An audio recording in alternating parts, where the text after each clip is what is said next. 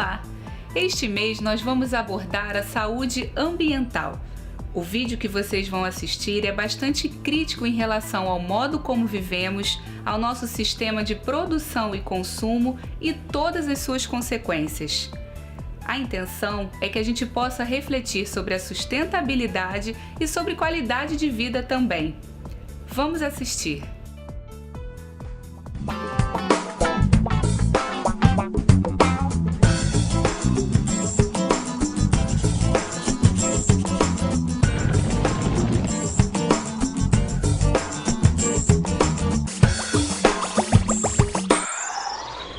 Você tem um deste? Sou louca pelo meu. Na verdade, adoro todas as minhas coisas. Já se perguntou de onde vêm todas as coisas que compramos e para onde vão quando nos desfazemos delas? Não conseguia deixar de pensar nisso, por isso quis saber mais sobre o assunto. E os livros diziam que as coisas se deslocam ao longo de um sistema. Da extração, para a produção, para a distribuição, para o consumo e para o tratamento de lixo. Isso tudo se chama a economia de materiais. Bem, estudei um pouco mais. Eu passei 10 anos viajando pelo mundo, atrás de pistas de onde vêm as nossas coisas e para onde vão. E sabe o que eu descobri? Esta não é toda a história. Falta muita coisa nessa explicação. Em primeiro lugar, neste sistema parece que está tudo bem, sem problemas. Mas, na verdade, é um sistema em crise, porque trata-se de um sistema linear. E nós vivemos num planeta finito. E não se pode gerir um sistema linear num planeta finito indefinidamente. Em todas as suas etapas, este sistema interage com o mundo real. A vida real não acontece numa página em branco. Interage com sociedades, culturas, economias, o ambiente. E durante as etapas, a vida vai se chocando contra seus limites. Limites que aqui não vemos porque o diagrama está incompleto. Então, voltemos atrás para preencher alguns espaços e ver o que falta. Uma das coisas mais importantes em falta são as pessoas. Sim, pessoas. As pessoas vivem e trabalham em todas as etapas desse sistema, onde algumas são um pouco mais importantes que outras, algumas têm maior poder de decisão. Quem são elas? Comecemos pelo governo. Meus amigos dizem que eu devia usar um tanque para simbolizar o governo, e isso é uma realidade em muitos países, e cada vez mais também no nosso. Afinal, mais de 50% dos nossos impostos vão para os militares. Mas vou usar uma pessoa para simbolizar o governo, porque acredito nos valores e na visão de que o governo deve ser das pessoas, pelas pessoas, para as pessoas. A função do governo é olhar por nós, cuidar de nós. Esse é o seu trabalho. Depois vem as corporações. O que leva as corporações a parecerem maiores que o governo é porque elas são maiores que o governo. Atualmente, entre as 100 maiores economias da Terra, 51 são corporações.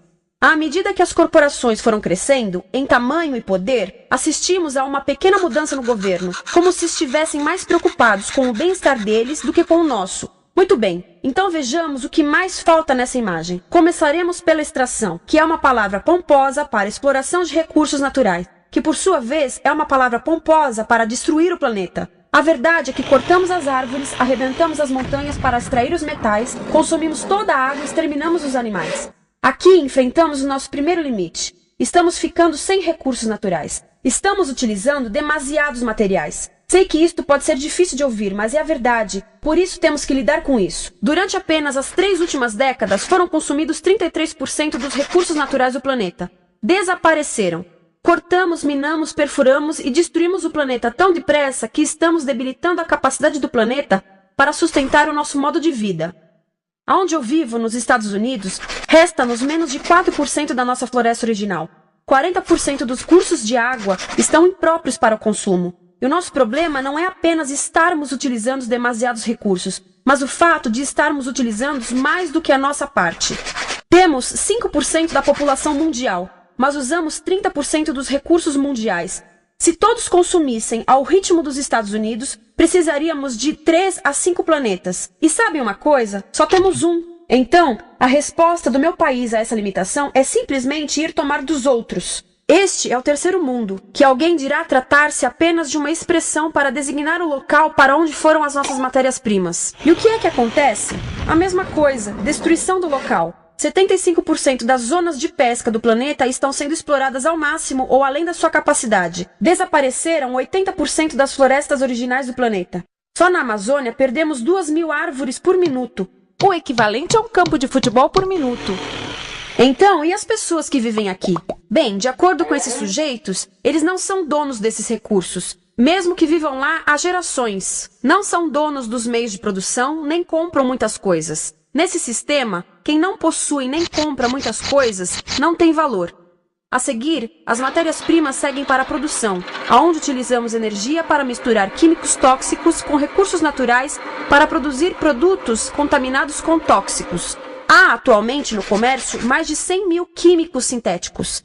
Apenas um punhado foi testado para avaliar o seu impacto na saúde, e nenhum foi testado em relação aos impactos sinérgicos na saúde, ou seja, a interação com todos os outros químicos aos quais estamos expostos diariamente. Por isso, desconhecemos o impacto total deles na saúde e no ambiente. Mas sabemos uma coisa: os tóxicos entram e saem. Enquanto continuarmos a introduzi-los nos nossos sistemas de produção industrial, continuaremos a inserir esses tóxicos nos produtos que levamos para nossas casas, trabalho e escolas, e claro, para nossos corpos. Como os BFRs, ou retardantes de incêndio à base de brometo, que tornam as coisas mais resistentes ao fogo, mas são super tóxicos.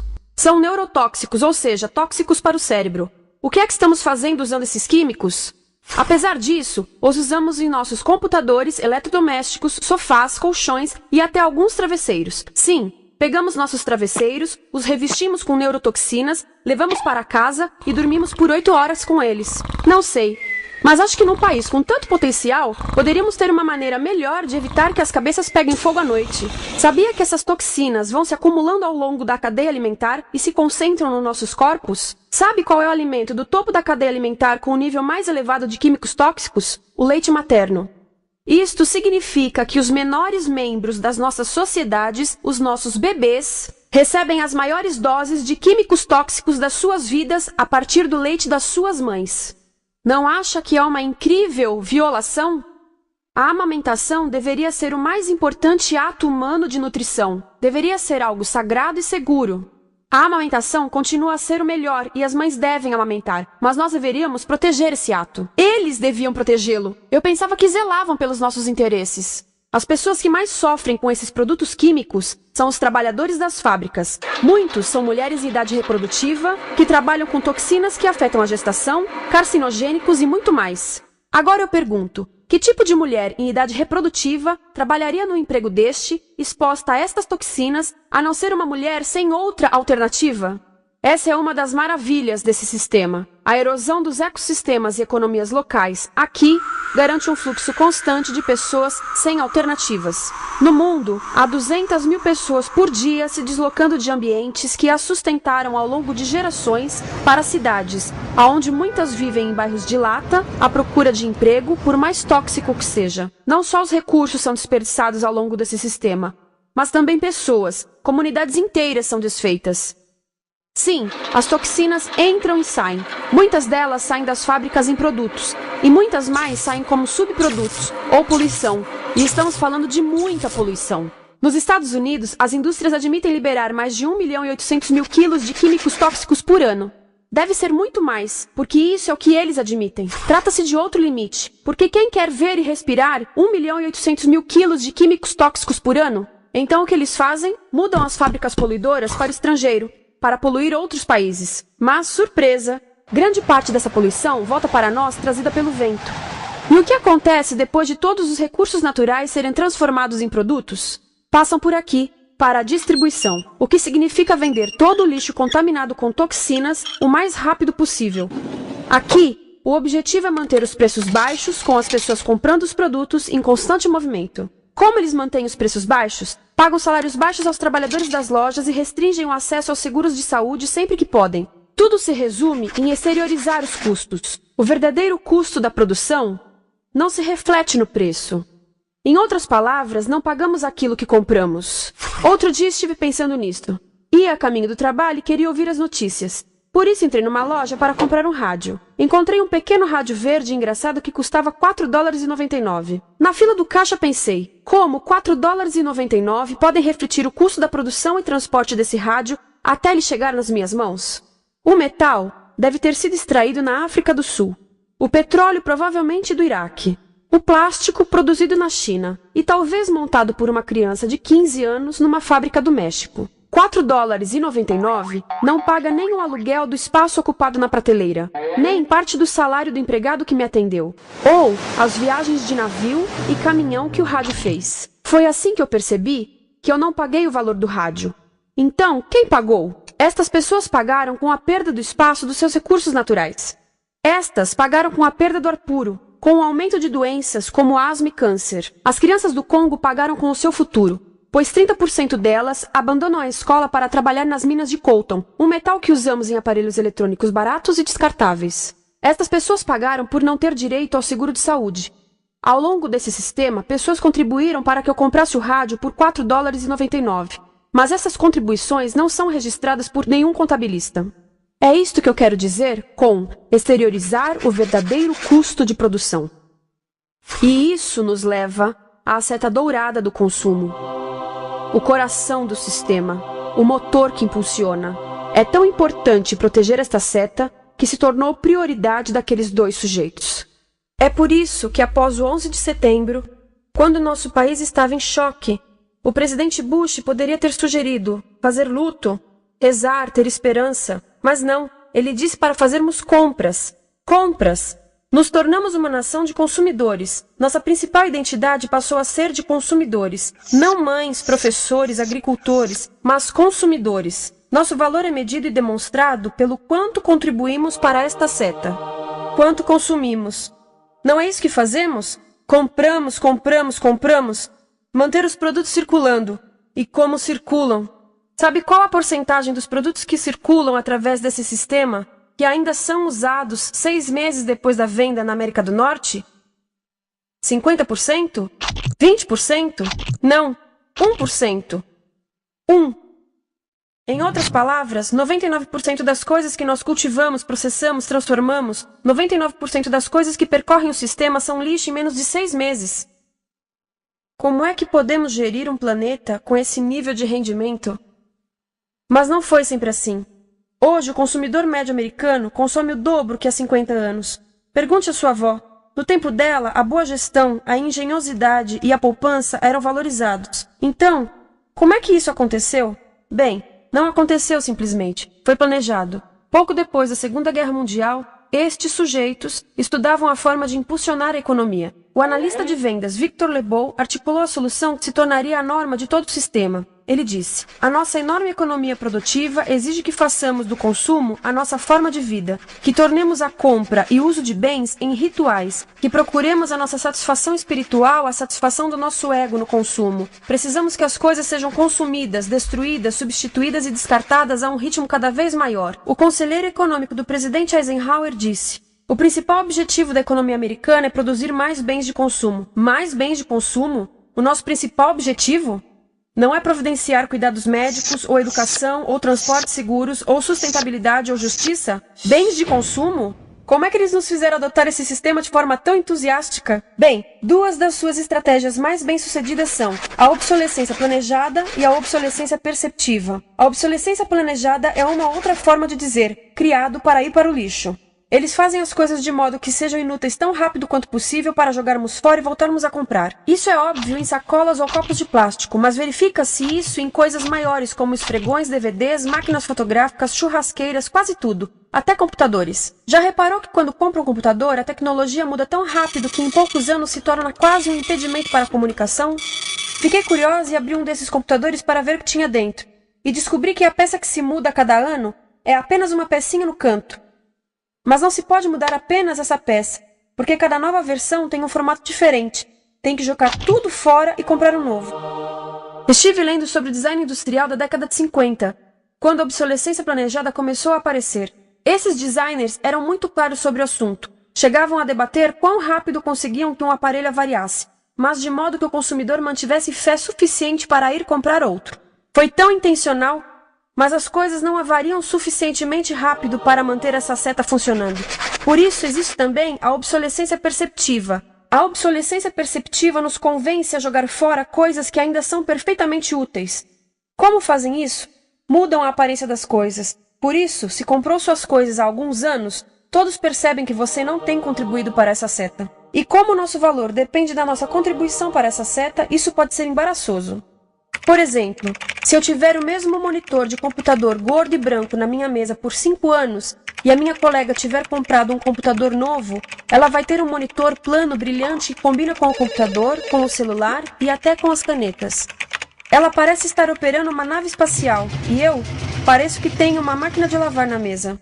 A moda é outro bom exemplo. Já se perguntou por que os saltos dos sapatos das mulheres passam de largos para finos num ano e no próximo de finos para largos? Não é por haver um debate sobre qual deles é mais saudável. É porque usar saltos largos num ano de saltos finos mostra que você não contribuiu recentemente para a seta. Por isso não vale tanto quanto a pessoa com saltos finos ao seu lado, ou em um anúncio. É para comprarmos sapatos novos. A publicidade e a mídia em geral têm um papel importante nisto. Cada um de nós nos Estados Unidos é bombardeado com mais de 3.000 anúncios por dia. Vemos mais publicidade num ano do que as pessoas há 50 anos viam em toda a vida. Qual é o objetivo de um anúncio se não nos fazer infelizes com o que temos? Por isso, nos dizem 3.000 vezes por dia que o nosso cabelo está errado, nossa pele, nossa roupa, nossos móveis, nossos carros, nós estamos errados. Mas tudo se resolve se formos às compras.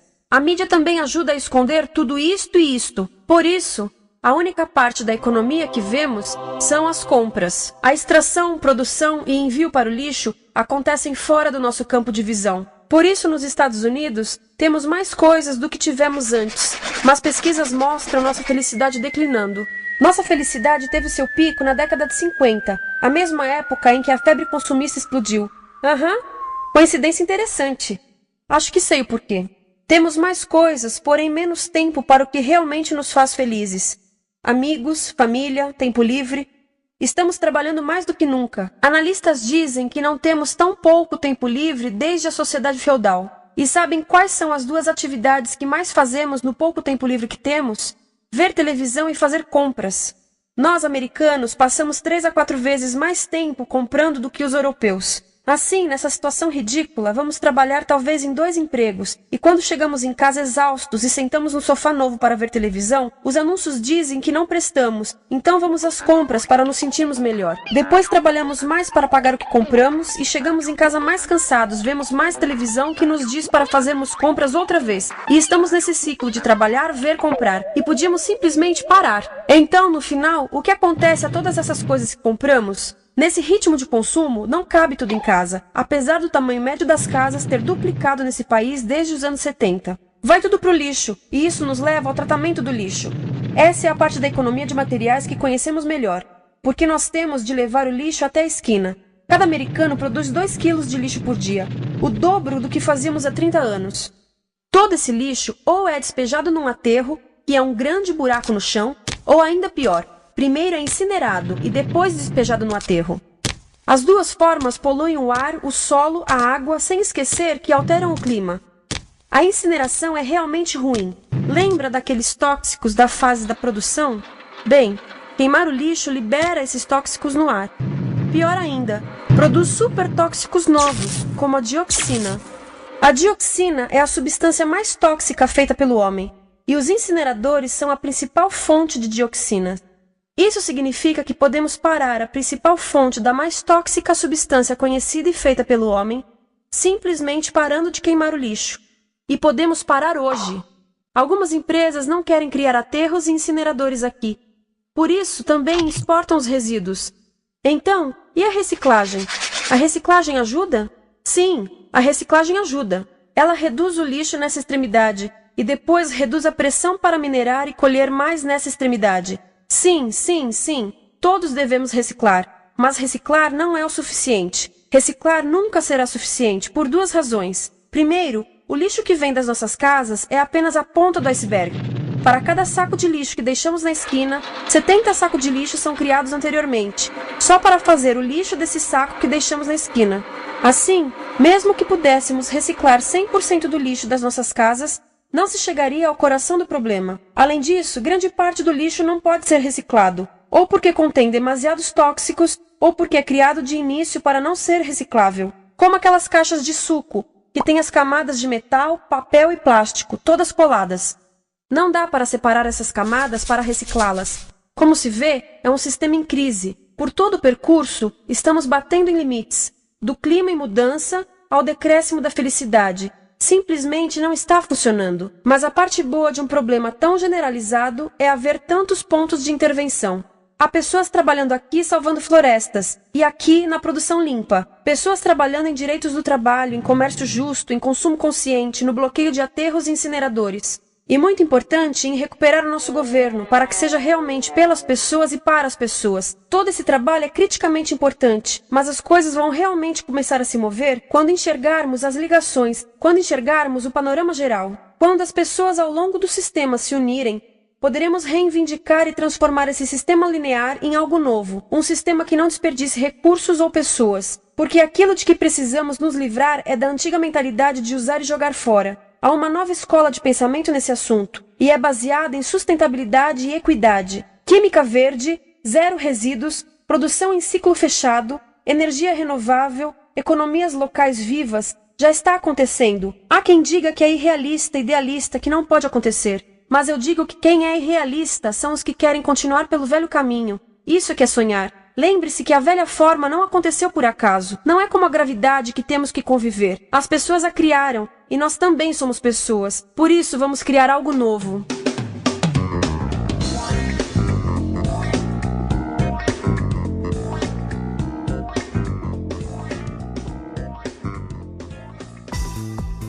Esperamos que o vídeo possa trazer discussões e a conscientização para novas atitudes mais sustentáveis. Não esqueçam que vocês também podem levar informações para o fórum do portal Eduqueação. Até a próxima!